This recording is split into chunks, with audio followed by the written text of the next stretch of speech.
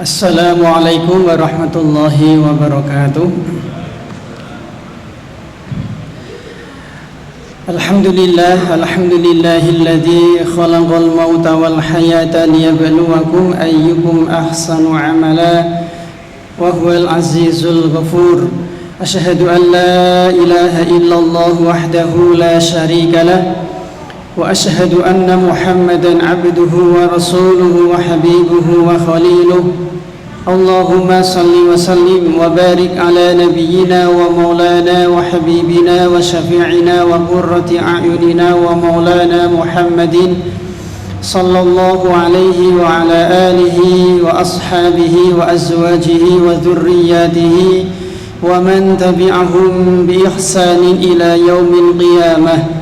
Qala Allah ta'ala fi kitabihil karim, ya ayyuhalladzina amanu taqullaha haqqa tuqatih wa la tamutunna illa wa antum muslimun. Allahumma faqihna fid din wa 'allimna at-ta'wil. Subhanaka la 'ilma lana illa ma 'allamtana innaka antal 'alimul hakim. Amma ba'd. Saudara-saudariku, Bapak Ibu yang semoga senantiasa kita semuanya mendapatkan ampunan dan maghfirah dari Allah Azza wa Jal atas segala maksiat-maksiat, dosa-dosa dan pelanggaran-pelanggaran yang telah kita lakukan, baik maksiat mata, maksiat pandangan, maksiat pendengaran, maksiat lisan, maksiat hati dan maksiat-maksiat yang lain. Karena barang siapa yang dia mendapatkan ampunan dari Allah Subhanahu wa ta'ala, sebesar apapun maksiat yang telah dia lakukan, sebanyak apapun maksiat dan dosa yang telah dia lakukan, maka dia akan mendapatkan surga. Dan sebaliknya, barang siapa yang dia tidak mendapatkan ampunan dan maghfirah dari Allah Azza wa Jal, sekecil apapun dosa yang dia lakukan, seringan apapun dosa yang dia lakukan, seremeh apapun dosa yang dia lakukan, maka dia akan dimasukkan ke dalam neraka.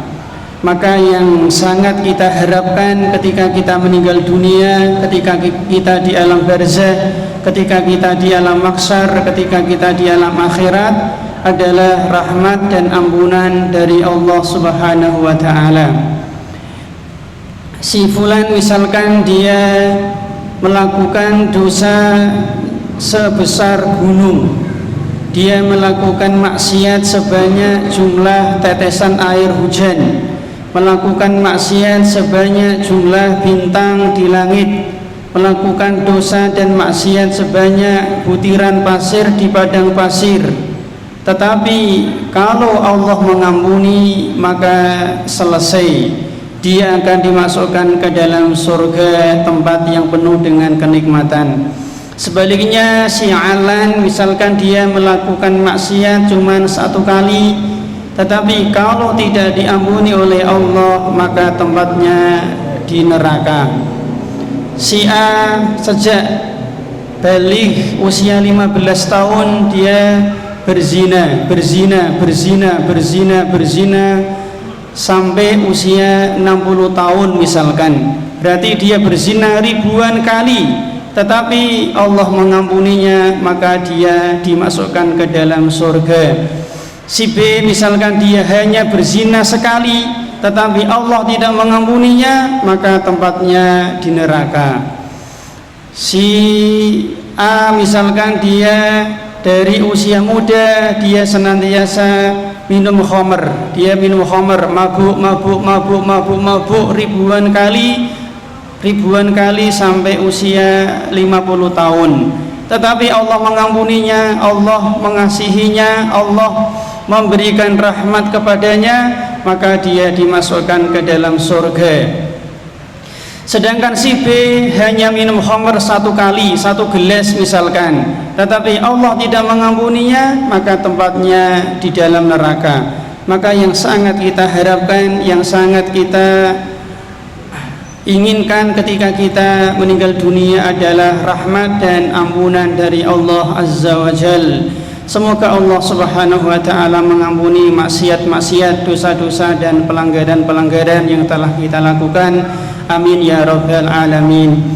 Baik jamaah yang semoga senantiasa dirahmati oleh Allah Azza wa Jal, pada kesempatan yang tidak panjang ini kita akan menyampaikan satu tema yang semoga nanti bisa kita ambil manfaatnya, yaitu tentang tuntunan berziarah kubur sesuai dengan sunnah Nabi sallallahu alaihi wa alihi wasallam.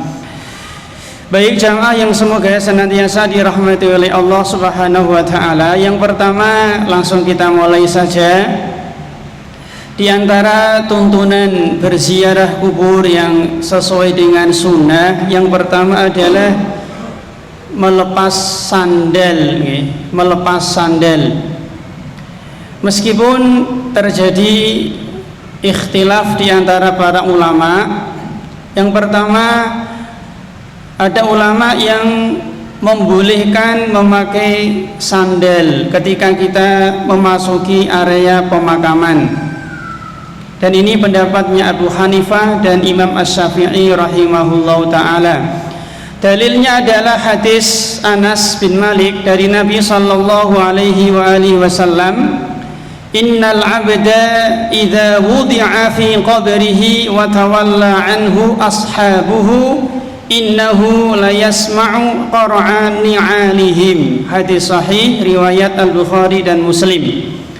Sesungguhnya seorang hamba apabila dia sudah diletakkan, ditaruh di dalam pemakaman, kemudian yang mengantar pulang pergi, maka dia mendengar suara sandal-sandal mereka.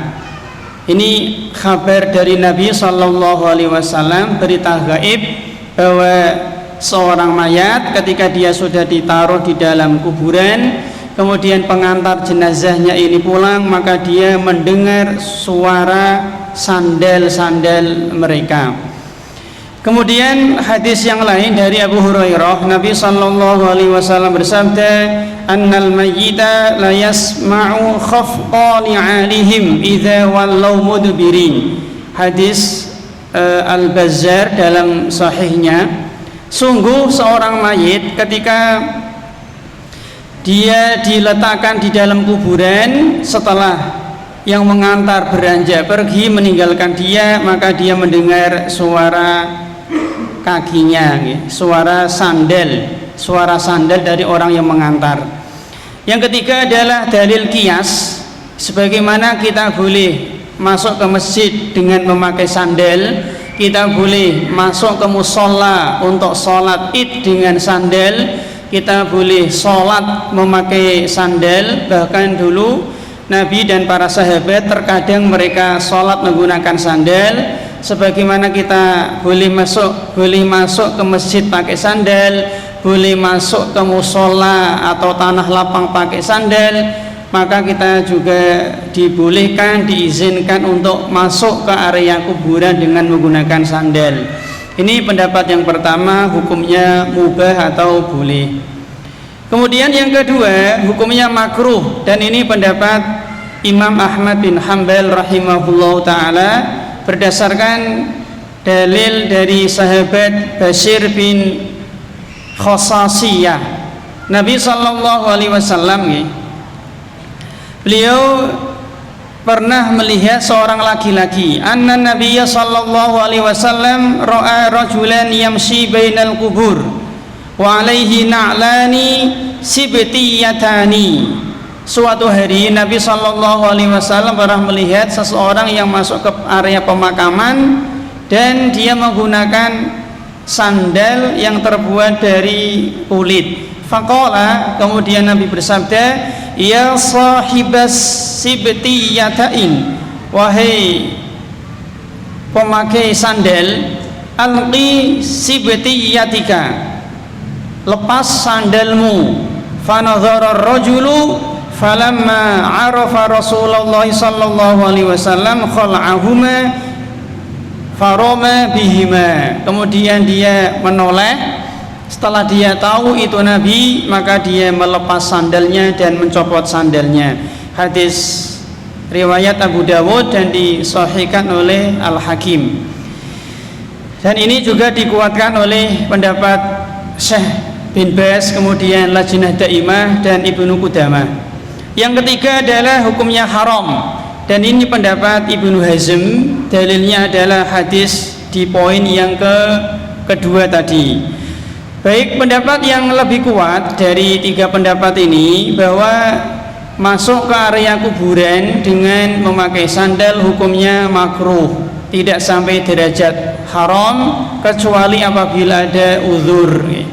Mungkin sering disampaikan oleh para dai, sesuatu yang hukumnya makruh bisa menjadi mubah ketika ada hajat. Yang kedua, sesuatu yang hukumnya haram menjadi hukumnya berubah menjadi mubah atau boleh ketika dalam kondisi darurat. Saya ulangi, kondisi makruh bisa berubah menjadi mubah atau boleh ketika kondisi hajat. Yang kedua, kondisi haram, hukum haram bisa berubah menjadi mubah atau boleh ketika kondisinya darurat atau kepepet, ya.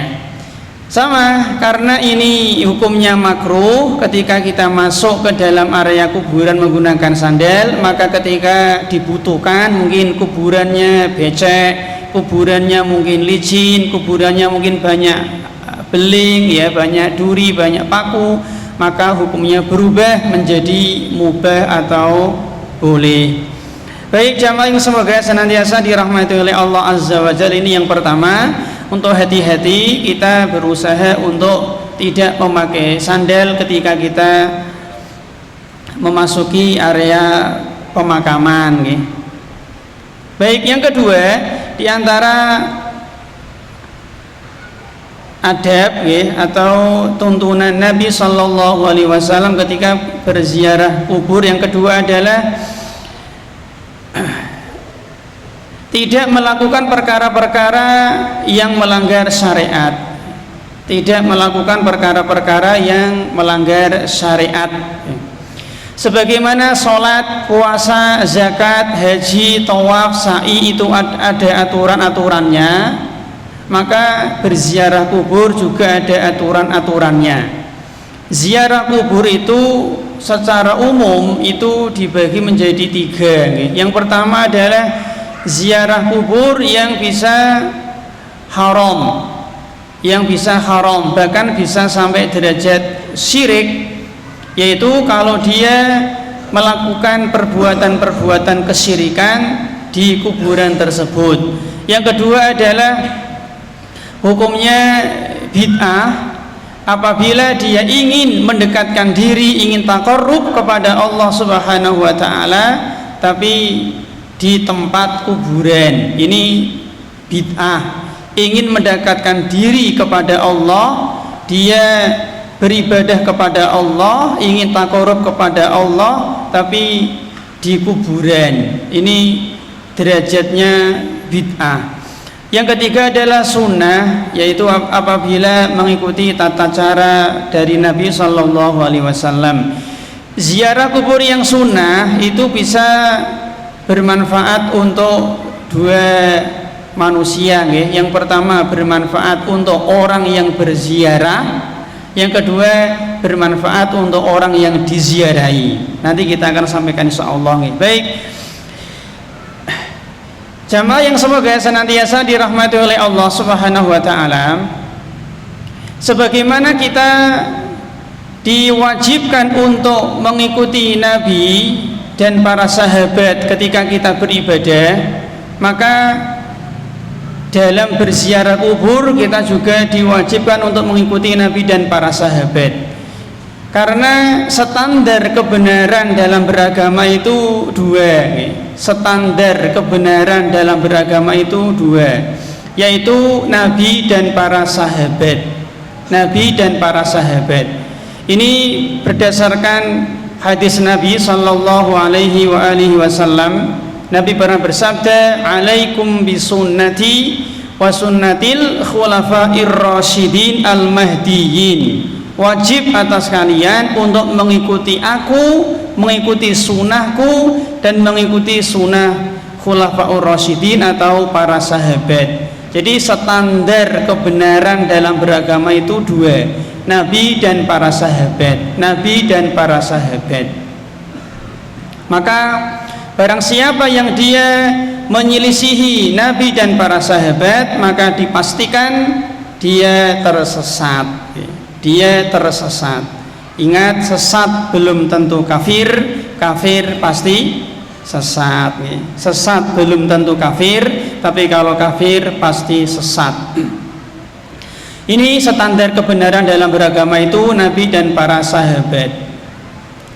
Oleh karena itu kita wajib mengikuti Nabi dan para sahabat dalam dua hal. Kita wajib mengikuti Nabi dan para sahabat dalam dua hal. Yang pertama adalah mengikuti Nabi dan para sahabat dalam beragama. Dalam beragama di sini maknanya adalah mengikuti agama Nabi dan para sahabat, mengikuti akidah mereka, mengikuti ideologi mereka, mengikuti keyakinan mereka. Apakah Nabi dan para sahabat meyakini angka 13 angka sial? Kalau tidak, kita juga tidak boleh meyakini. Apakah Nabi dan para sahabat meyakini bulan suro, bulan sial? Kalau tidak, kita juga tidak boleh meyakini. Apakah Nabi dan para sahabat meyakini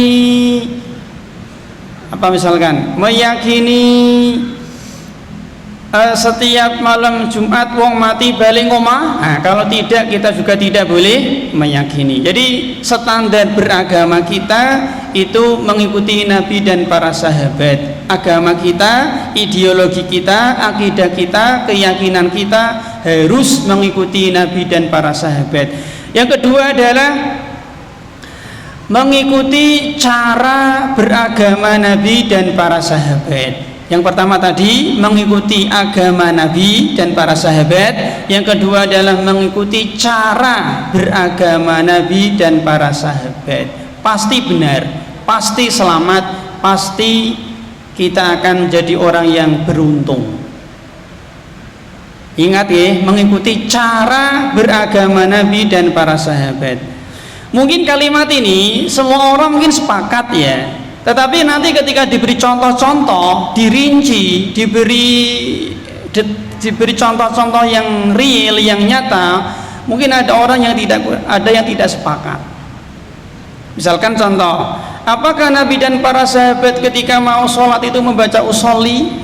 Nah, kalau tidak, ya kita jangan. Jelas ya? Apakah Nabi dan para sahabat ketika mau berpuasa itu membaca nawaitu? Kalau tidak, ya kita jangan. Apakah Nabi dan para sahabat ketika mau ketika mau adzan membaca sholawat? Kalau tidak, ya kita jangan. Apakah Nabi dan para sahabat itu merayakan maulid?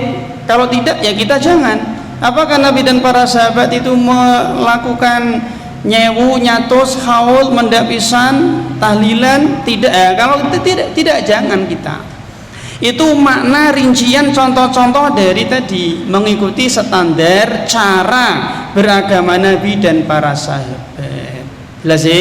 Jadi ikuti agama Nabi itu maksudnya ikuti ideologi Nabi, keyakinan Nabi, akidah Nabi. Yang kedua, ikuti cara beragama Nabi dan para sahabat. Pasti kita akan berhasil, akan sukses di dunia, di alam barzah, di alam mahsyar, dan di alam akhirat.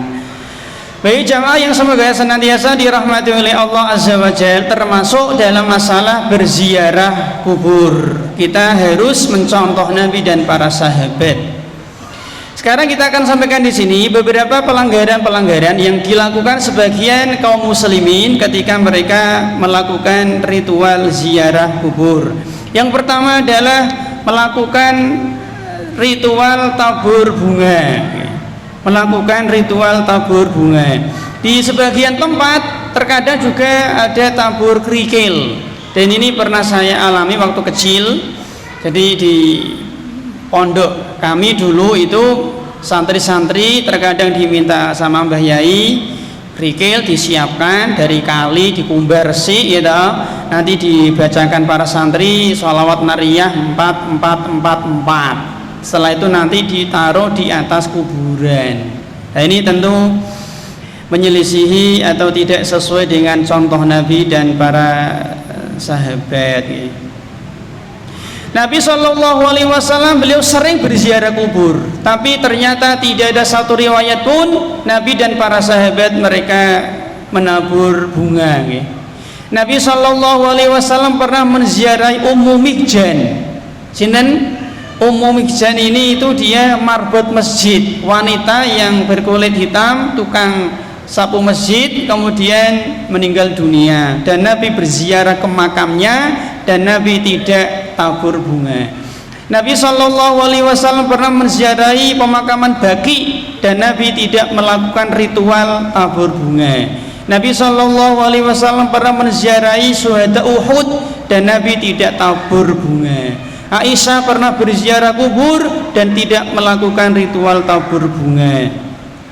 Nabi SAW pernah menziarahi makam ibunya dan Nabi tidak melakukan ritual tabur bunga, dan tidak ada riwayat dari para sahabat mereka ketika berziarah kubur melakukan ritual tabur bunga. Jelas sih? Baik. Sebagian saudara-saudara kita kaum muslimin, mereka ketika berziarah kubur itu melakukan ritual tabur bunga. Bahkan tadi nggih, sebagian mereka tabur kerikil gitu. Mungkin mereka menggunakan hadis sahih riwayat Al-Bukhari Muslim dari Ibnu Abbas. Hadis ini sering jenengan dengar barangkali ya. Ani bin Abbasin qala marron Nabi sallallahu alaihi wasallam bi qabraini. Suatu hari Nabi itu pernah melewati dua kuburan, gitu. Faqala annahuma la yu'adzabani wa ma yu'adzabani fi kabirin. Amma ahaduhuma fakana yamshi bin namimah wa amma al-akharu fakana la yastabri'u minal bauli. Jadi ada dua kuburan yang sedang disiksa. Yang pertama karena namimah, yang satu karena pipis tidak beres. Thumma akhadha jaridatan, lalu Nabi mengambil pelepah kurma, rotbatan, pelepah kurma, fasaqqaha, lalu membelah. Di satu pelepah kurma masih basah, dibelah Nabi, fasaqqaha nisfaini, menjadi dua bagian, fagharaza fi kulli qabrin, lalu ditancapkan ke masing-masing kuburan. Qalu lima fa'alta ya Rasulullah, para sahabat bertanya, kenapa engkau melakukan seperti itu ya Rasulullah? Qala, kata Nabi, la'allahu yukhaffifu anhuma ma lam yaibasa. Aku berharap semoga dengan sebab pelepah korma yang aku tancapkan yang masih basah ini akan memperingan siksa mereka berdua. Hadis sahih riwayat Al-Bukhari dan Muslim. Ini hadis ini yang digunakan saudara-saudara kita untuk melakukan ritual tabur bunga. Ini Nabi melakukan, maka kita jawab ini merupakan khususiyah Nabi, kekhususan Nabi Sallallahu Alaihi Wasallam. Dari mana kita bisa menyimpulkan kok ini kekhususan Nabi? Kita ulangi, dari mana kok jenengan bisa mengatakan ini kekhususan dari Nabi? Jawabannya adalah para sahabat tidak ikut melakukannya, dan ini hanya dikerjakan Nabi sekali tok. Abu Bakar tidak melakukan, Umar, Utsman, Ali, Tolha, Zubair, Abu Hurairah tidak pernah melakukan, tidak pernah mengamalkan. Berarti ini kekhususan Nabi Sallallahu Alaihi Wasallam yang tidak boleh ditiru oleh umatnya. Baik, kalau seandainya panjenengan meyakini dengan sebab tabur bunga itu bisa memperingan siksa jenazah yang ada di dalam kuburan, sekarang kita tanya, kembang apa, gitu, bunga apa? Boleh nggak saya nyekar? Tahu nyekar ya? Nyekar itu ya nyekar ya, tabur bunga. Boleh nggak saya tabur bunga dengan kembang kates? Nah, boleh nggak? Boleh nggak saya tabur bunga dengan kembang sepatu? Kembang kan banyak toh, gitu. Kembang kan banyak, bunga kan banyak. Ada kembang boreh, ada kembang sepatu, kembang jambu, kembang mangga, kembang jagung, kembang kan akeh, bunga kan banyak. Ini nih sedang musim rambutan, ayo kita ziarah tabur bunga dengan kembang rambutan, boleh nggak? Jelas sih, ini kan harus pakai dalil. kembang apa dulu, ya. Maka ini menyelisihi perbuatan Nabi dan para sahabat. Maka hendaknya kita tinggalkan. Yang kedua, di antara pelanggaran yang dilakukan sebagian kaum muslimin ketika mereka berziarah kubur adalah membaca Al-Quran.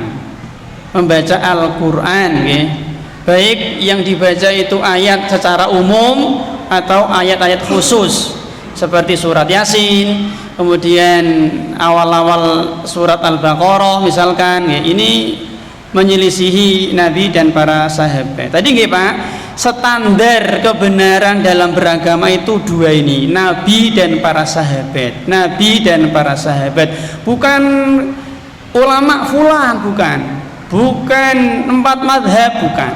Sekarang pertanyaan, 4 madhab berpendapat A, jenengan berpendapat B, boleh nggak? Imam Abu Hanifah, Imam Syafi'i, Imam Malik, Imam Hambali, Ahmad bin Hambal berpendapat hukumnya haram misalkan, lalu saya bilang halal, boleh nggak Pak? Al-jawab boleh nggak apa-apa, jelas ya, boleh. MUI bilang biru, saya bilang hijau, boleh nggak? Boleh, nggak apa-apa, jelas ya, nggak masalah. Imam Syafi'i bilang A, saya bilang B, boleh, nggak apa-apa.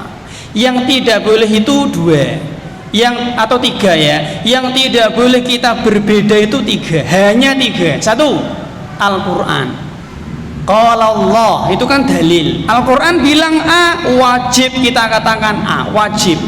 Yang kedua adalah hadis Nabi, qala Rasul, Nabi bilang haram, kok saya bilang halal, saya pasti sesat, saya pasti salah. Yang ketiga adalah ijma' sahabat. 3 inilah sumber, 3 inilah dalil. Maka sering kita sampaikan, apa dalil? Dalil itu sifatnya mutlak, paten, pasti benar, itu dalil. Dan hanya 3 ini. Al-Quran pasti benar, hadis yang sahih pasti benar, ijma' sahabat pasti benar. Adapun pendapat 4 madhab pasti benar, belum tentu, maka bukan dalil. Jelas ya?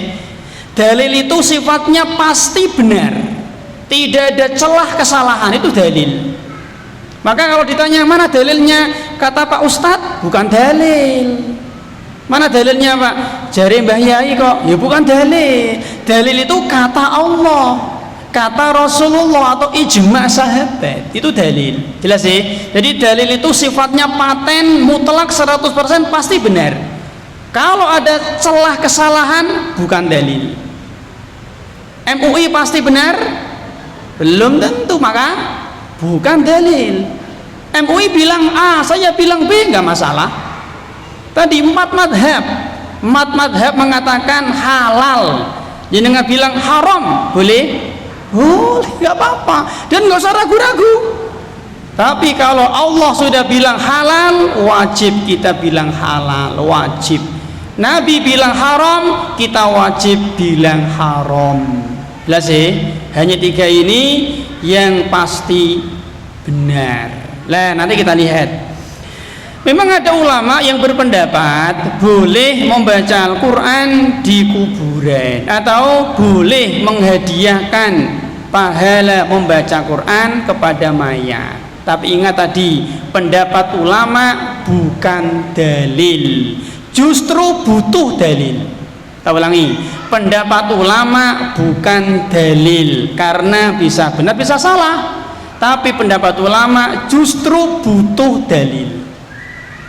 Jelas sih? Dan ternyata praktek Nabi dan para sahabat, mereka tidak pernah mengamalkan atau tidak pernah membaca Al-Quran di kuburan. Mereka juga tidak pernah mengirim pahala bacaan Quran kepada mayat. Nabi nggak pernah ila hadrati ruhi Khadijah Al-Fatihah, nggak pernah. Jelas sih? Standar kebenaran dalam beragama 2 ini, Nabi dan para sahabat, Nabi dan para sahabat, Nabi dan para sahabat radhiyallahu anhum ajma'in. Baik, Kalau jenengan mengikuti pendapat ulama, wah ulama kan banyak Pak. Repot nanti. Ada nggak ulama yang berpendapat bolehnya minum khamr kalau tidak terbuat dari anggur? Ada. Ada nggak ulama yang berpendapat wanita menikah tanpa wali? Ada. Nek jenengan mengikuti pendapat ulama, yo ono kabeh nanti. Ya, ulama kan ribuan. Maka ingat, pendapat ulama bukan dalil. Karena bisa benar, bisa salah. Justru pendapat ulama butuh dalil. Baik, kemudian yang ketiga di antara perkara yang dilarang ketika kita berziarah kubur adalah sholat di atas kuburan. Karena kuburan bukan tempat sholat, ini kita sampaikan singkat-singkat saja karena kuburan bukan tempat sholat. Nabi SAW bersabda, la tajlisu alal kubur wa la tusallu ilaiha, hadis Muslim. Janganlah kalian duduk di atas kuburan dan janganlah kalian sholat menghadap kuburan. Jadi sholat menghadap kuburan jangan, sholat di atas kuburan juga jangan. Dua berarti, menghadap kuburan jangan, di atas kuburan juga jangan. Dan kecuali sholat jenazah. Satu-satunya sholat yang boleh kita kerjakan di atas kuburan hanya setunggal, yaitu sholat jenazah, karena di situ tidak ada rukuk dan tidak ada sujud. Sekarang rincian hukum sholat di atas kuburan. Yang pertama, si A sholat di atas, atau gini, si A sholat di masjid yang ternyata di situ ada kuburannya. Yang pertama, dia baru tahu setelah sholat, maka sholatnya sah dan dia tidak berdosa. Dia baru tahu setelah selesai sholat. Contoh, si A misalkan safar ya, dari Semarang ke Banyuwangi lah, sampai ke Rembang, mampir sholat duhur. Selesai sholat duhur, salam-salam, ketika mau pulang, ono kuburan ini. Nah, maka sholatnya sah. Sah kan berarti ada 3 konsekuensi. Sah berarti 1, gugur kewajiban. Yang kedua, tidak usah mengulang. Yang ketiga adalah berhak mendapatkan pahala. Jelas ya, ini konsekuensi sah. Berhak mendapatkan pahala, tidak usah mengulang. Yang ketiga adalah gugur kewajiban. Maka sholatnya sah, tidak berdosa, karena dia baru tahu setelah selesai sholat. Neng sesok-sesok ojo dibalani meneng. Yang kedua adalah dia tahu sebelum sholat, parkir mobil ono kuburane, rapopo. Orang seperti ini maka dia berdosa. Dia telah melanggar larangan Nabi SAW. Nabi melarang sholat di atas kuburan, tapi dia malah sholat di atas kuburan di masjid yang di situ ada kuburannya. Dia berdosa, tapi sholatnya sah. Jelas ya? Karena apa? Karena yang dia langgar bukan zat. Karena yang dia langgar itu bukan terkait zat sholat.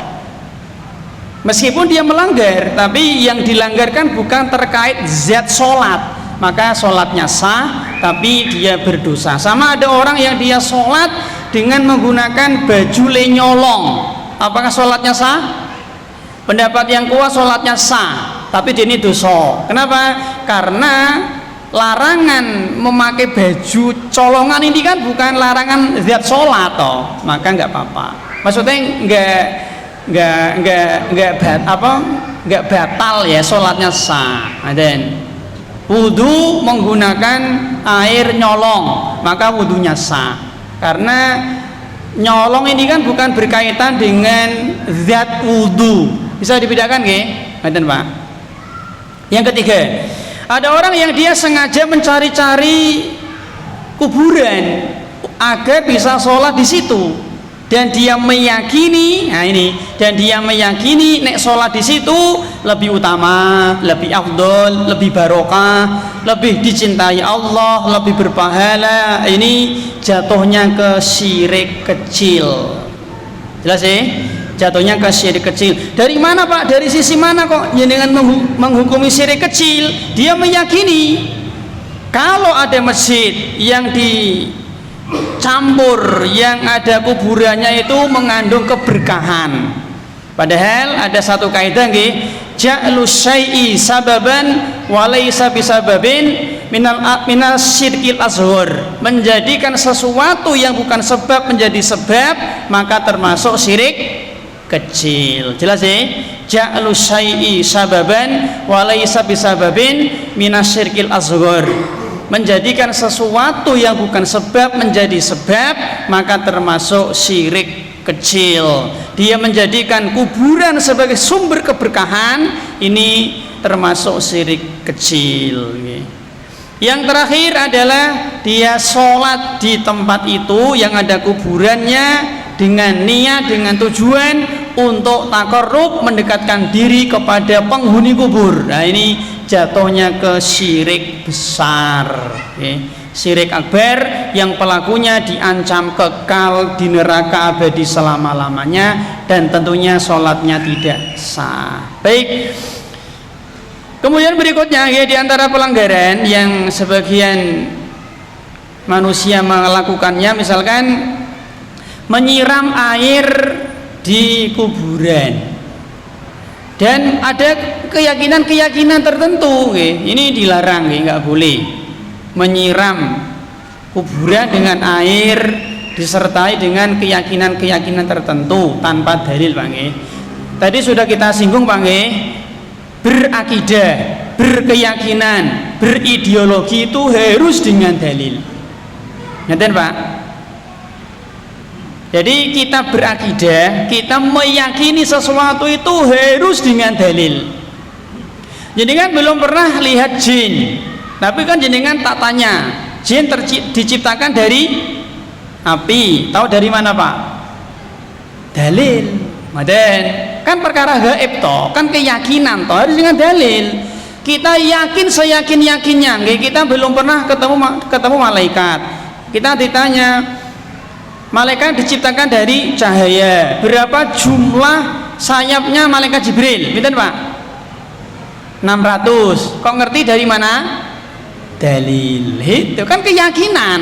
Kita belum pernah ke surga, tapi kita tahu berapa jumlah pintu surga. 8. Kok ngerti? Dalil. Kan ngoten toh. Kita belum pernah ke neraka. Semoga tidak ya. Semoga Allah menjaga kita dari neraka ya. Kita belum pernah ke akhirat, belum pernah lihat neraka, tapi kita tahu berapa jumlah pintu neraka? 7. Ngerti dari mana? Dalil. Itu kan keyakinan, gitu.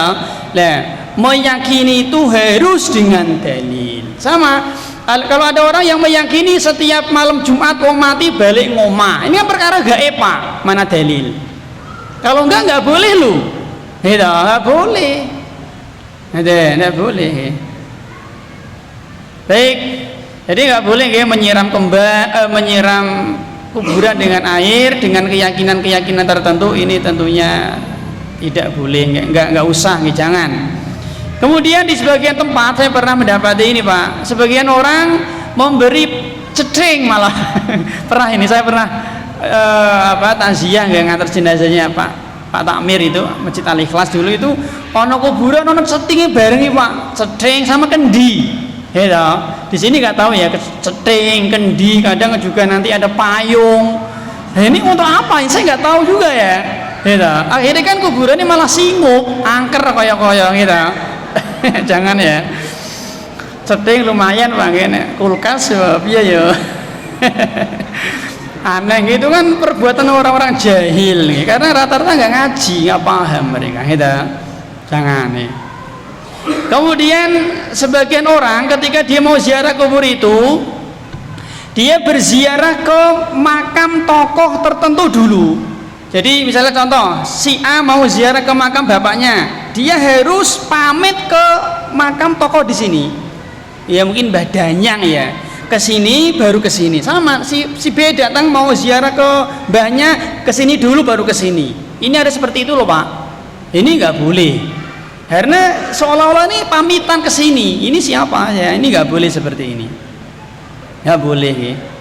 Yang terakhir adalah meratap atau niyahah, meratapi jenazah. Ini hukumnya haram. Baik. Kemudian yang ketiga di antara tuntunan Nabi Shallallahu Alaihi Wasallam ketika kita berziarah kubur adalah tidak merendahkan kuburan, tidak merendahkan kuburan.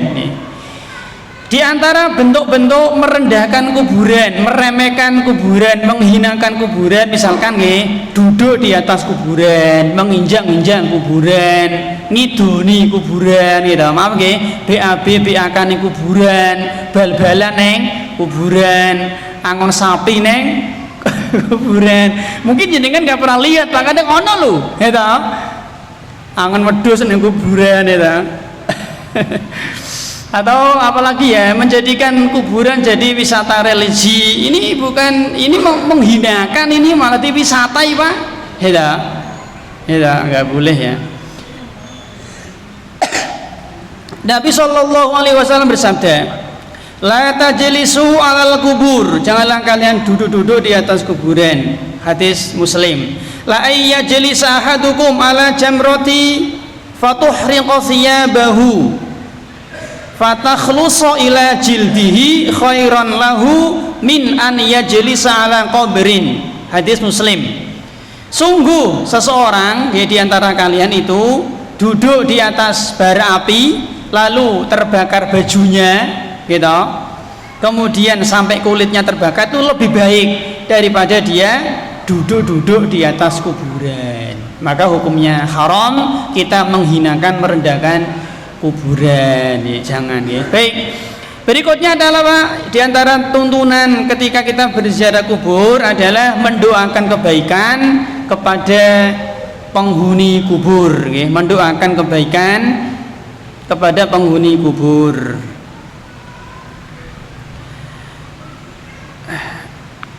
Hukum berdoa di kuburan, yang pertama sunnah. Hukum berdoa di kuburan yang pertama sunnah, yaitu mendoakan mayit, mendoakan kebaikan untuk jenazah, ya. Nabi Shallallahu Alaihi Wasallam, beliau setelah selesai mengubur jenazah, beliau mengajarkan doa, Allahumma ghfir lahu, Allahumma tsabbithu.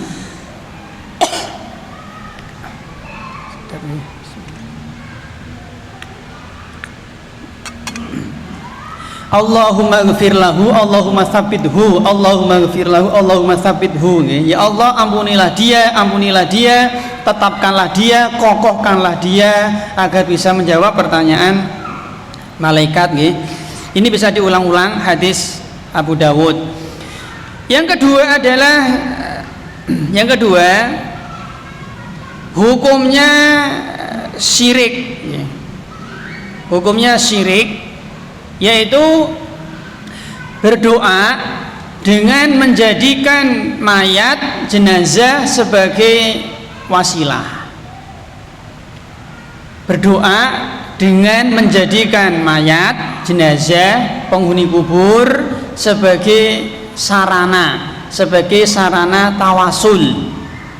Ya, kalau kita berikan contoh misalkan wahai Sunan Fulan, hantarkanlah, sampaikanlah hajatku, doaku, kepentinganku, kebutuhanku kepada Allah. Ini termasuk syirik, dan inilah kesyirikannya orang-orang Arab musyrik di zaman Nabi, Pak. Ya seperti ini. Jadi lihat kalimat ini, Pak. Wahai Sunan Fulan, misalnya wali Fulan, Gus Fulan, Syekh Fulan, hantarkanlah, sampaikanlah hajatku, doaku, kepentinganku, kebutuhanku, doaku kepada Allah. Pertanyaan, yang dipanggil sinten? Wali, bukan ya Allah, enggak. Yang dipanggil, yang diseru wali, bukan Allah. Jelas sih? Padahal doa itu kan hakikatnya adalah menyeru, memanggil zat yang gaib. Satu-satunya zat yang gaib yang boleh kita panggil hanya Allah. Kita ulangi, satu-satunya zat yang gaib, malaikat gaib, jin gaib, iblis gaib, Nyi Roro Kidul gaib, Mbah Danyang gaib, gitu. Wali Gauth, wali Abdal, wali gaib, Pak. Yang di kuburan juga gaib, kan beda alam toh. Allah Malaikat gaib, jin gaib, iblis gaib, Allah lebih gaib. Jadi Allah itu zat yang paling gaib. Ya malaikat gaib, jin gaib, sama-sama gaib. Gaib kan bertingkat-tingkat. Enggak satu tingkat ya. Mungkin kita pernah merasakan kehadiran jin ya. Kita mungkin pernah melihat orang kesurupan jin. Pernah nggak lihat kesurupan malaikat? Nggak pernah toh. Kita pernah nggak merasakan kehadiran malaikat? Nggak pernah toh, gitu. Karena memang malaikat itu lebih gaib daripada jin. Sama-sama gaib, tapi malaikat kegaibannya lebih gaib. Lah Allah paling gaib. Kemudian, lah satu-satunya zat yang boleh kita panggil, boleh kita seru hanya Allah Subhanahu wa taala. Ya Jibril, nggak boleh. Okay. Haram. Wahai Sunan Fulan, wahai Kiai Fulan, nggak boleh. Wahai Syekh Abdul Qadir Jailani, wahai, nggak boleh seperti ini. Wahai Sunan, jangan nyebut merek ya, nggak boleh ya. Wahai, nggak boleh ya. Nyi Roro Kidul, Jin Tomang, nggak boleh Pak, seperti ini, haram. Jelas ya? Nggak boleh. Sebagian orang kan seperti itu kadang, ya Allah, ya Rahman, ya Rahim, ya Malik, ya Kudus, ya Salam, ya Wali Fulan. Ini syirik. Kalau ya Allah, ya Rahman, ya Rahim, tauhid. Ya Salam, ya Jabbar, ya Ghafar, ya Ghafur, ini nama-nama Allah, tauhid. Kalau ya Allah, ya Rahman, ya Rahim, ya Sunan Fulan, ya Wali Songo, ini syirik. Jelas ya, syirik Pak. Dari mana Pak sisi syiriknya Pak? Dari mana sisi syiriknya? Kalau dia langsung minta kepada wali, dia terjatuh kepada 3 syirik sekaligus. Kalau dia berdoa langsung kepada mayit, itu dia melanggar 3 tauhid. Yang pertama, dia melanggar tauhid rububiyah. Contoh ya, wahai Sunan Fulan, beri aku rizki. Dia telah melanggar 3 tauhid. Berarti dia telah melakukan 3 kesyirikan. Yang pertama, syirik rububiyah. Dari mana? Dari sisi mana? Kenapa? Karena yang bisa memberi rizki hanya Allah. Berarti dia telah melanggar tauhid rububiyah. Yang kedua, dia berdoa kepada, memanggil-manggil, menyeru kepada wali fulan tadi. Dan doa itu kan ibadah Pak, diserahkan kepada wali, berarti dia telah melanggar tauhid uluhiyah. Yang ketiga, dia ketika meminta kepada mayat wali itu, berarti dia meyakini wali itu maha mendengar, padahal as-sami' hanya Allah. Yang maha mendengar hanya Allah, berarti ini melanggar tauhid asma wa sifat. Dia telah melakukan 3 kesyirikan sekaligus. Ya, ada orang dia dari Sumatera, dari Kalimantan, dari Sulawesi, dari luar negeri, dari mana-mana datang ke Sunan Fulan di Demak misalnya.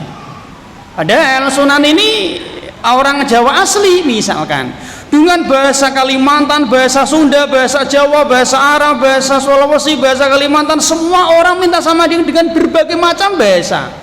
Berarti mereka meyakini Sunan ini maha tahu segala macam bahasa. Ini kesyirikan. Padahal dia orang Jawa loh, beda. Ini kesyirikan.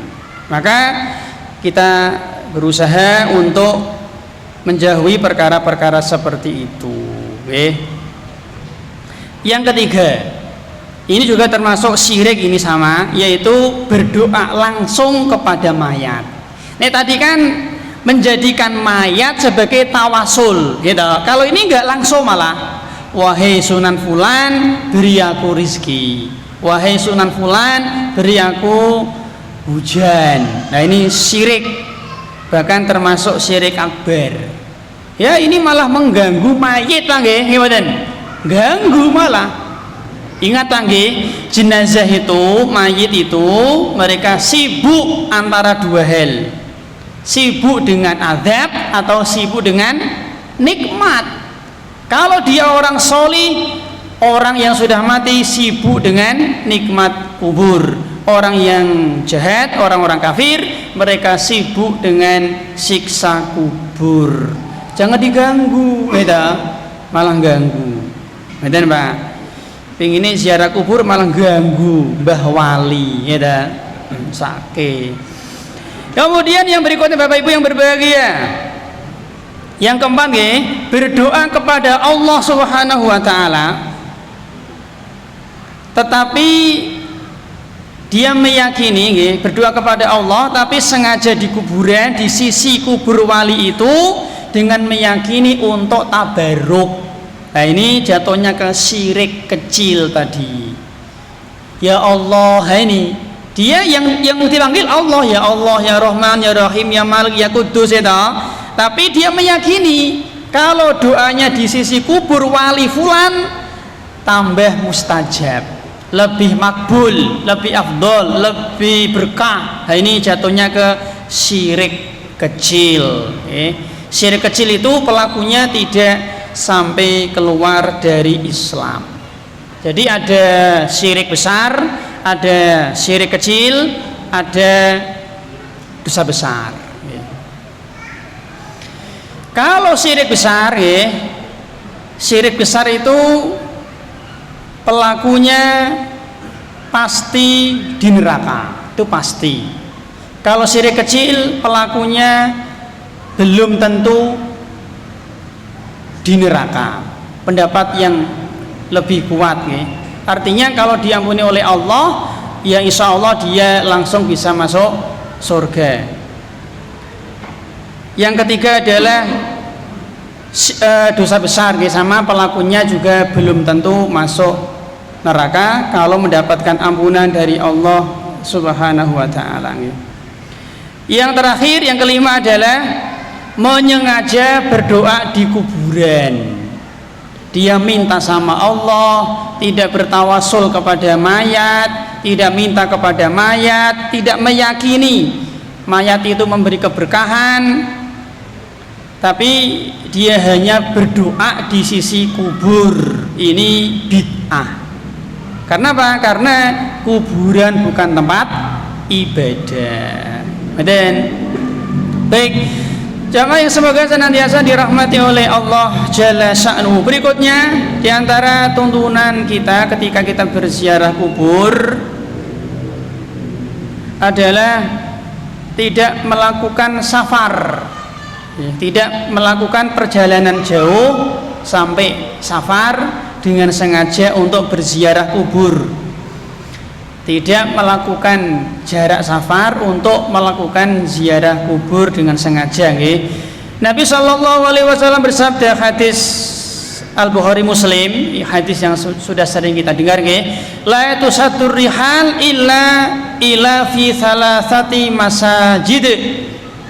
Tidak boleh seseorang itu menyengaja mempersiapkan bekal, menyengaja untuk melakukan safar, safar ibadah, safar ibadah mahdhah, kecuali di 3 masjid.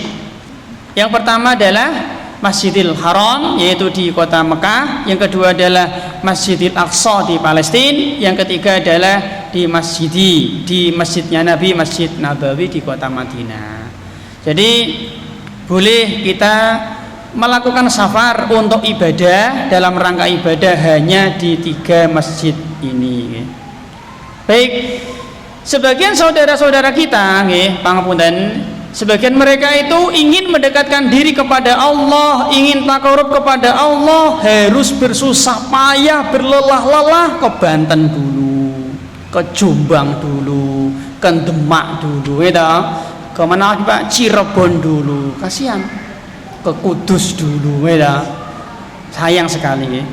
Ingin mendekatkan diri kepada Allah gampang, pergi ke masjid, gelar sajadah, sholat, etika, baca Quran, doa, sudah, kan itu toh, ringan, mudah, berkah. Enggak ini, ya tergantung program dari Pak Tokoh. Ada program sehari, Nek dulu waktu saya masih kecil, bukan saya ya sebagian masyarakat kita, nek program sehari ya 3 wali. Saya kan dari Pati Pak, Sunan Kudus, Sunan Muria sama Sunan Kalijogo. Itu sehari. Maka esok mulai sore, gitu. Ini disyuting kok ya? Oh iya. Pura-pura nggak tahu, gitu. Ada program 3 hari, nanti tanda ke Cirebon, ya. Ada program 7 hari sampai ke Jombang, ya. Ada juga program loh Pak, ada nek sini kan Wali Pitu, Wali Songo ya. Nanti ada Wali 10 tambah Jombang. Nanti ada tambahan Wali Pitu sampai ke Bali. Nah ini tergantung lah ya, tergantung fulus, ya. Ini jangan Bang, kasihan mereka. Terkadang mereka sampai jual apa ya, jual pite, jual apa, kasihan. Jangan ya, jangan. Kasihan. Ini dalam rangka untuk menasihati kita semua agar kita terhindar dari kesesatan. Baik, berikutnya di antara tuntunan ketika kita berziarah kubur adalah tidak tabarruk. Ini tadi tak sendirikan ini. Tidak tabarruk atau ngalap berkah dengan kuburan, Jamaah yang semoga senantiasa dirahmati oleh Allah Azza wa Jal. Niki penting Pak, memastikan sesuatu itu berkah harus dengan dalil. Ini penting, memastikan sesuatu itu berkah, ini berkah, ini berkah, ini berkah harus dengan dalil. Jelas ya? Yang kedua, cara tabarruk, cara mengambil berkah juga harus dengan dalil. 2 hal. Menentukan sesuatu pasti berkah harus dengan dalil, cara mengambil berkah juga harus dengan dalil. Contoh, Pak, ini air sendang berkah lu, maka jenengan wajib bawa dalil. Tadi apa dalil tadi ya? Dalil adalah qala Allah wa qala Rasul dan ijma' sahabat.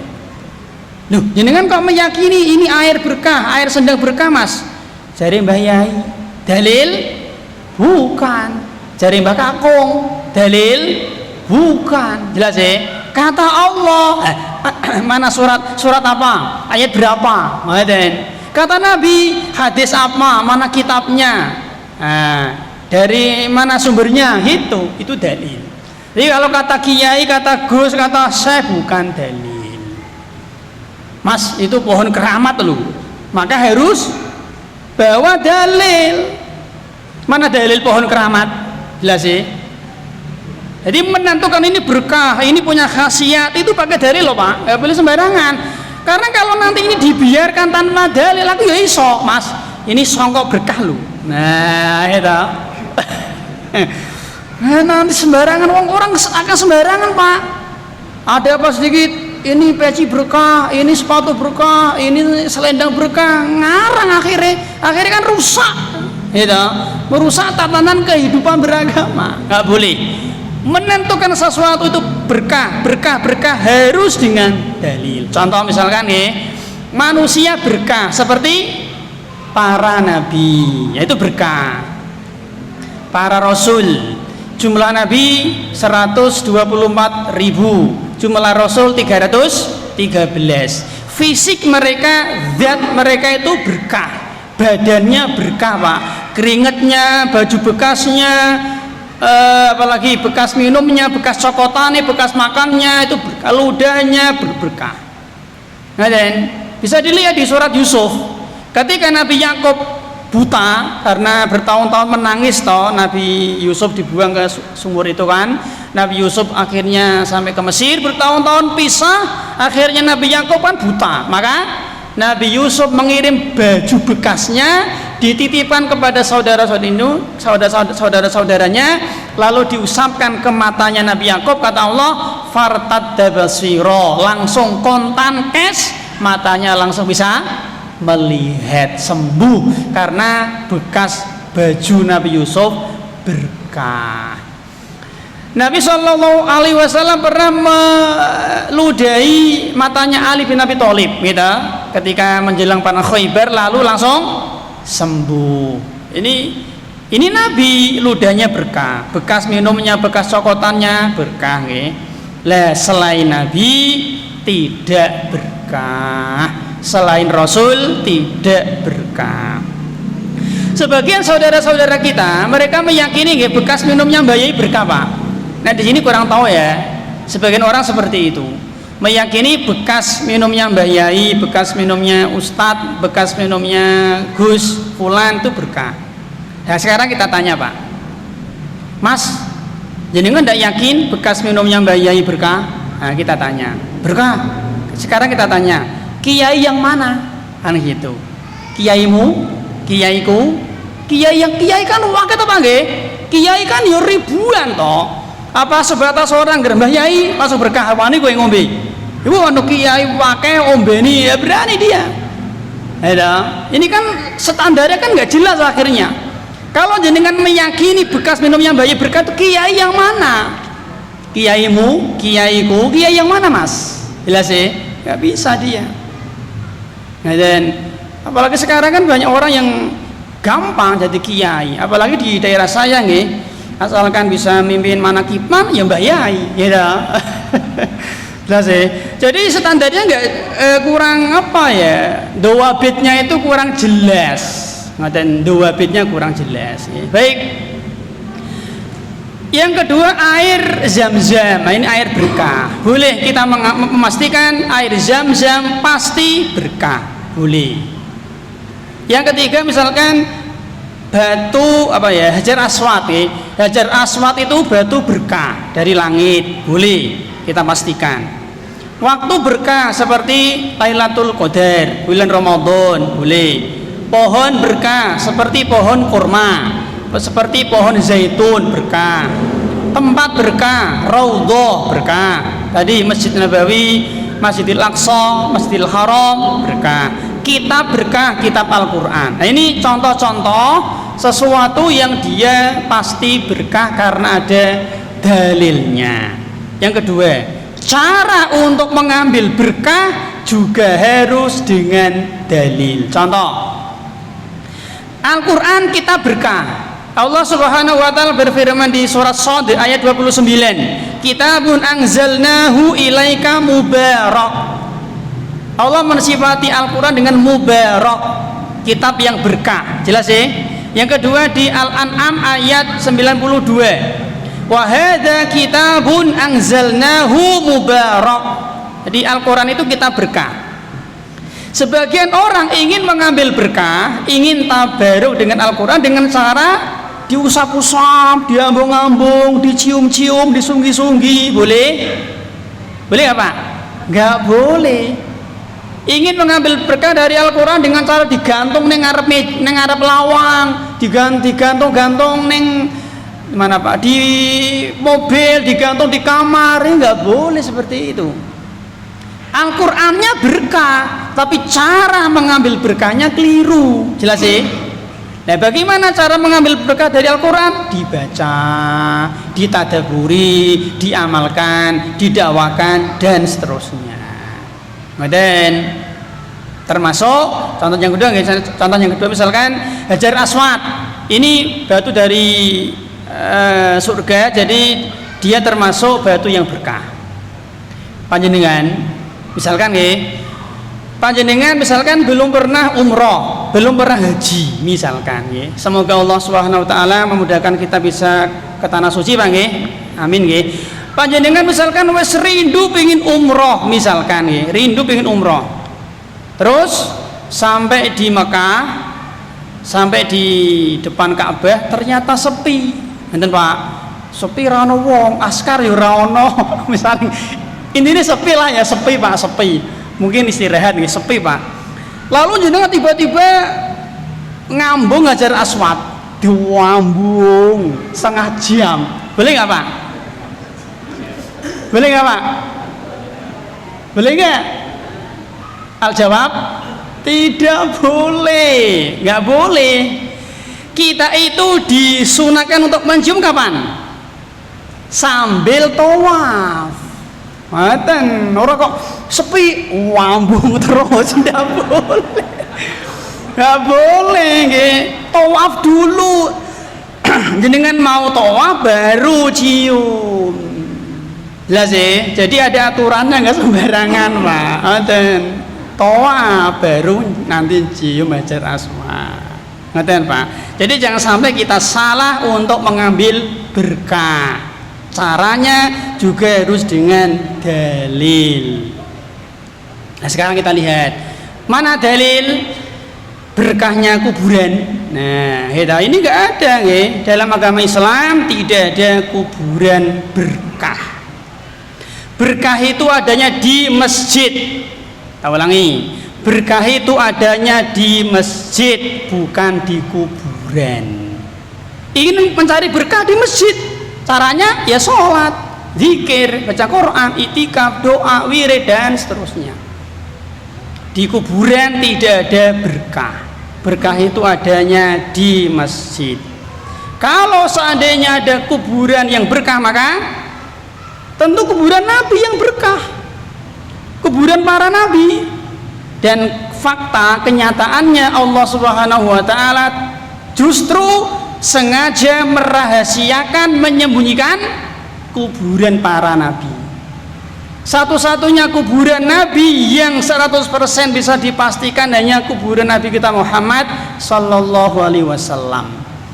Allah sengaja menutupi, menyembunyikan, merahasiakan kuburannya Nabi Musa, kuburannya Nabi Yahya, Nabi Zakaria, Nabi Sulaiman, Nabi Ismail, Nabi Adam, semuanya disembunyikan Allah, ditutupi Allah. Kalau ada berkahnya ya tentu Allah menyuruh Nabi Muhammad toh, suruh mengunjungi, suruh ngalah berkah apa enggak? Semuanya ditutupi Allah. Kenapa? Karena di kuburan tidak ada berkah. Apalagi kuburannya Mbah Yai. Ini Nabi loh, nggak ada berkahnya Pak. Apalagi kuburannya Gus Fulan, Wali Fulan, yang derajatnya tentu jauh dari para nabi dan para rasul. Dan baik,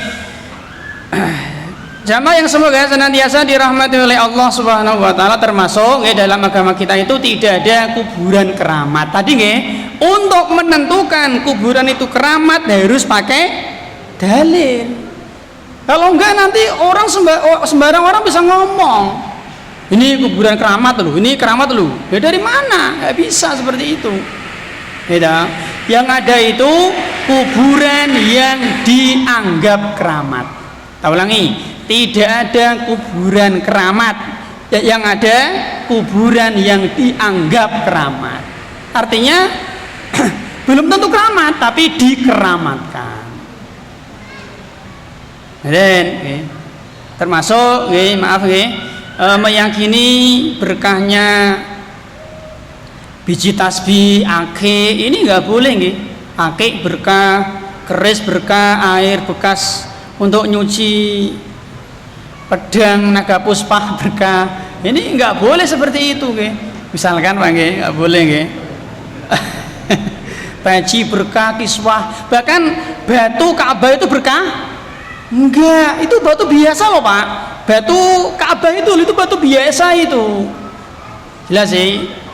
Apalagi batu kali di Semarang gitu, batu biasa gitu. Tongkat Wali Fulan berkah ini enggak boleh. Bekas petilasan Wali Fulan berkah enggak. Bekas tempat pemandian Sunan Fulan berkah enggak.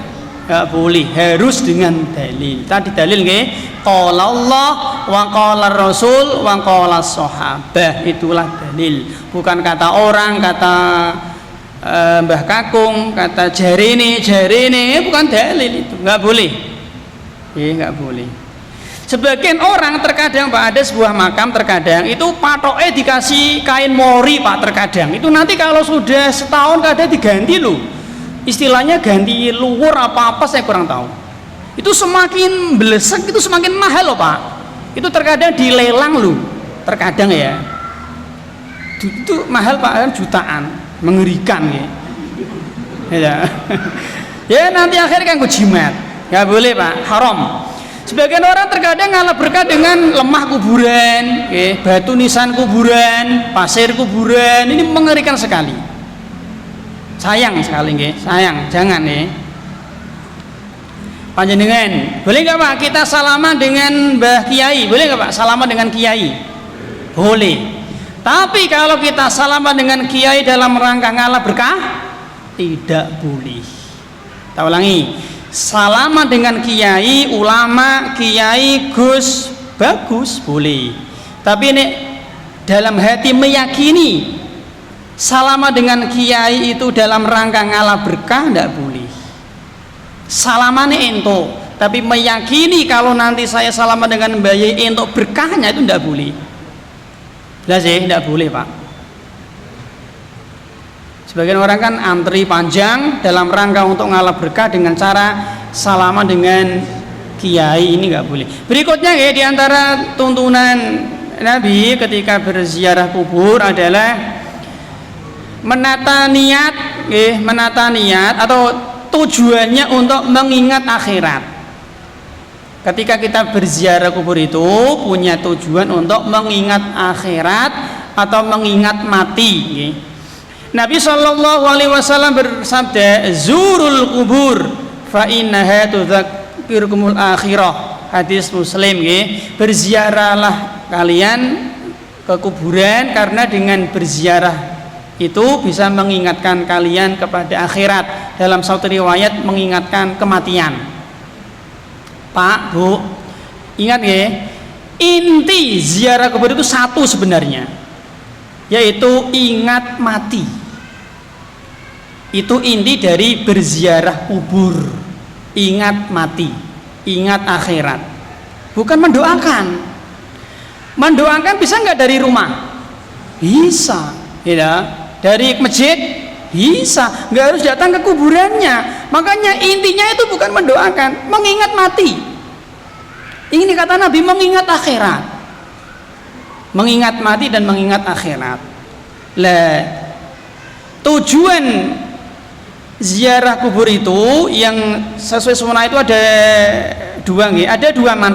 dua manfaat berziarah kubur. Yang pertama, manfaat kembali kepada yang berziarah, manfaat yang kembali kepada yang berziarah, yaitu ingat mati dan ingat akhirat. Tapi sayang banyak sebagian saudara-saudara kita ketika mereka berziarah kubur justru malah mengingatkan kepada dunia. Kenapa? Yang pertama, arep mangkat dandan ayu Pak, gitu. Arep mangkat malah dandan bersolek, gitu. Ya, ini ingatnya malah dunia, gitu. Yang kedua, kuburannya yang dikunjungi mewah megah loh Pak. Ya bisa dilihat di YouTube, kuburan wali fulan. Nanti minimal tuh ya ono cungkupe, kadang macam-macam ya, ada jendelanya. Saya pernah lihat kuburan itu Pak, Masya Allah ya Pak, di Semarang. Tingginya itu mungkin segini saya, tingginya. Kemudian panjangnya sekitar 5 meter di Semarang. Ya kalau pengen tahu nanti ya, nanti syuting Pak. Saya ke sana untuk mau mengecek dan benar Pak, di Semarang ya, Masya Allah ramai sekali yang mengunjungi, ramai sekali.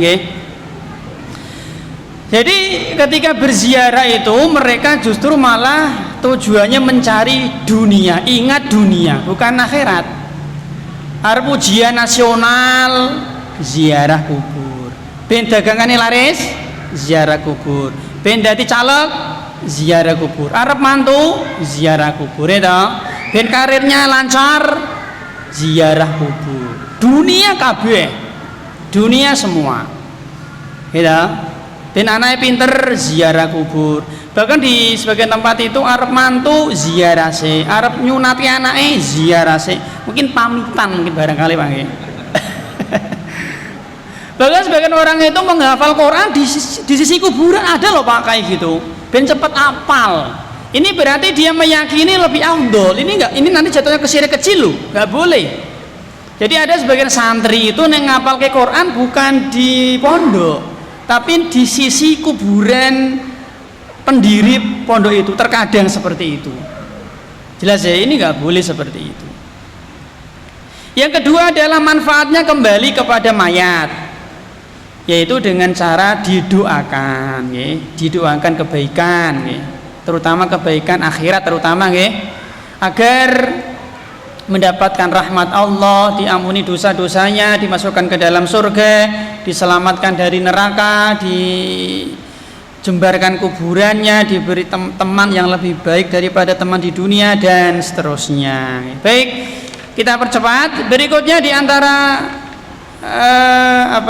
tuntunan ketika kita berziarah kubur adalah membaca salam ketika kita masuk ke area kuburan. Assalamualaikum ahla diyar minal mu'minina wal muslimin wa inna insyaallah bikum lahiqun as'alullah lana walakumul afiyah. Hadis Muslim. Ini salam yang kita baca ketika kita masuk ke area kuburan. Ini dalil bahwa kuburan orang-orang Islam itu dipisah, tidak disatukan dengan kuburan orang-orang non-Islam alias orang-orang kafir, dipisah. Kemudian berikutnya apa nggih? Terus tadi ketika kita sudah masuk, kita mendoakan kebaikan kepada mereka. Mendoakannya boleh duduk, boleh berdiri dan menghadap kiblat, dengan doa-doa bebas, karena ini termasuk doa hajat. Doa hajat itu doa yang lafadznya bebas. Ya Allah, rahmati beliau, sayangi beliau, masukkan ke dalam surga, dan seterusnya. Berikutnya niat ikhlas karena Allah. Ketika kita berziarah, kita berusaha berniat ikhlas, mengharap pahala, sanjungan, pujian, rahmat, surga, wajah Allah Subhanahu wa ta'ala. Karena berziarah ini kan diperintah ibadah, maka kita niatkan lurus agar mendapatkan pahala dari Allah Subhanahu wa ta'ala. Yang berikutnya adalah tidak mengkhususkan waktu tertentu ketika berziarah. Tidak mengkhususkan waktu tertentu ketika kita berziarah. Perintah untuk berziarah kubur itu kan hadisnya kan mutlak, fazuruha, berziarahlah. Berarti kan waktunya bebas. Jadi waktunya mutlak, tempatnya, waktunya itu mutlak, artinya tidak terikat dengan waktu tertentu, maka bebas. Nabi SAW pernah berziarah kubur malam hari. Jadi dengan berziarah kubur malam, boleh siang, boleh hari Senin, Sabtu, boleh bebas. Selasa, Rabu, Kamis, Jumat bebas. Wayah sak salone sak longgare bebas. Ada kesempatan silakan. Maka orang-orang yang sengaja menentukan waktu, misalnya berziarah kubur harus malam Jumat, nah ini butuh dalil, karena menentukan waktu itu harus dengan dalil.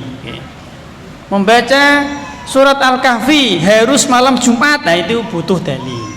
Kalau ada ya kita amalkan, kalau enggak ya jangan. Misalkan membaca yasinan harus malam Jumat, mana dalil? Kalau ada kita amalkan, kalau enggak jangan.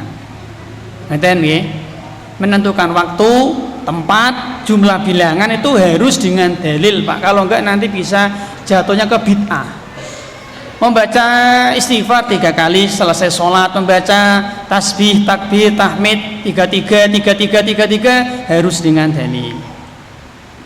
Tawaf 7 putaran harus dengan dalil. Ada orang yang membaca sholawat 4.444 ini dari mana ini? Mana dalil? Kalau enggak jangan. Lah sih, yang menentukan jumlah itu enggak boleh sembarangan loh, Pak. Harus dengan dalil. Bahkan ada seorang peruqyah cerita, setan itu, jin itu masuk ke dalam tubuh manusia itu dari jumlah. Ada seorang ustadz cerita, ada orang itu membaca surat Yusuf malah kesurupan. Ada orang yang dia itu membaca sholawat apa zikir, Pak, malah kesurupan. Ternyata rahasianya itu di jumlah bilangan. Dia sengaja membaca zikir, misalkan membaca zikir tahlil, la ilaha illallah, ping 41 kali setiap malam selama 40 hari. Justru jin yang masuk. Di mana rahasianya? Jumlah bilangan. Maka nggak boleh kita menentukan jumlah bilangan kecuali Nabi. Jelas ya, nggak boleh. Harus 2. Dari mana ini? Nggak boleh. Nah, termasuk ini menentukan waktu juga harus dengan dalil. Sebagian saudara-saudara kita mereka berziarah kubur menentukan waktu malam 1 Ramadan misalnya atau hari raya 1 Syawal ya. Ini kan aneh Pak nggih? Aneh. Kenapa aneh? Bodoh-bodoh kan jadi kan kon seneng-seneng Pak nggih, kon bunga malah ziarah kubur. Ya senep. Ya malah susah toh. Kan bodoh-bodoh toh ya. Jadi kan kon bunga, kon guyang-guyu gitu. Malah kon ziarah kubur. Ya akhirnya malah senep kelingan bapake. Jangan, ini salah nih. Jadi ziarah kubur itu waktunya mutlak. Kapan kita sempat, kapan kita longgar, kita berziarah kubur dalam rangka mengingat akhirat atau mengingat kematian. Dan ini tujuan pokok dari berziarah kubur, sehingga ketika kita berziarah itu benar-benar mendapatkan manfaat. Nggih Pak, demikian nggih. Demikian sudah malam yang bisa kita sampaikan. Semoga Allah Subhanahu wa taala memberikan kita tambahan taufik sehingga kita bisa meninggal dunia dalam kondisi husnul khotimah. Amin ya rabbal alamin. Dan saya mohon maaf atas segala kekurangan dan kesalahan saya. Kita akhiri. Assalamualaikum warahmatullahi wabarakatuh.